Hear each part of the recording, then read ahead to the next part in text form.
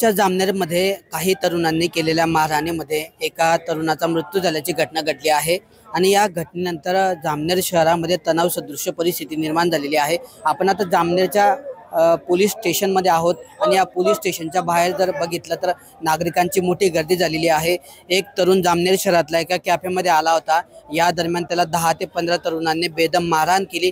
वेगवेगळ्या ठिकाणी जाऊन तरुणाला मारहाण केल्याने या मारहाणीत नंतर तरुणाला रुग्णालयामध्ये घेऊन जात असताना त्याचा मृत्यू झालेला आहे।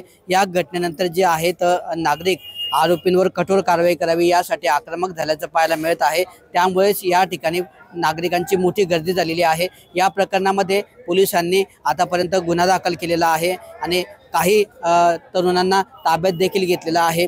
एकंदरीतच घटना लक्षात घेता किंवा कुठलीही अनुचित घटना घडू नये त्यामुळे या ठिकाणी दंगा नियंत्रण पथक असेल किंवा वेगवेगळ्या ठिकाणच्या पोलीस ठाण्याचा बंदोबस्त आहे या ठिकाणी तैनात करण्यात आलेला आहे।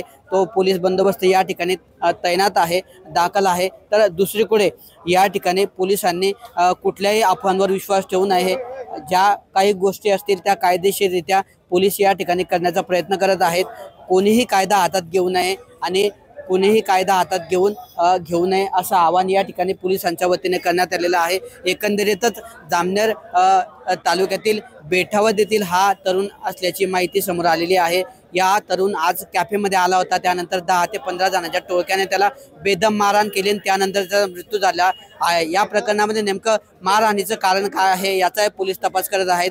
आता सध्या मयत मुलाच्या फिर्यादीवरून या ठिकाणी मयत मुलाच्या वडिलांच्या फिर्यादीवरून या प्रकरणात 10 ते 15 जणांविरुद्ध गुन्हा दाखल करण्यात येऊन 2 जणांना पोलिसांनी ताब्यात घेतलेला आहे आणि सध्या तरी जामनेर शहरातली परिस्थिती या ठिकाणी नियंत्रणात आहे। अफवांवर विश्वास ठेवू नये असं आवाहन पोलिसांच्या वतीने करण्यात आलेलं आहे। कॅमेरा पर्सन वसीम खान सोबत किशोर पाटील, TV9 मराठी, जळगाव।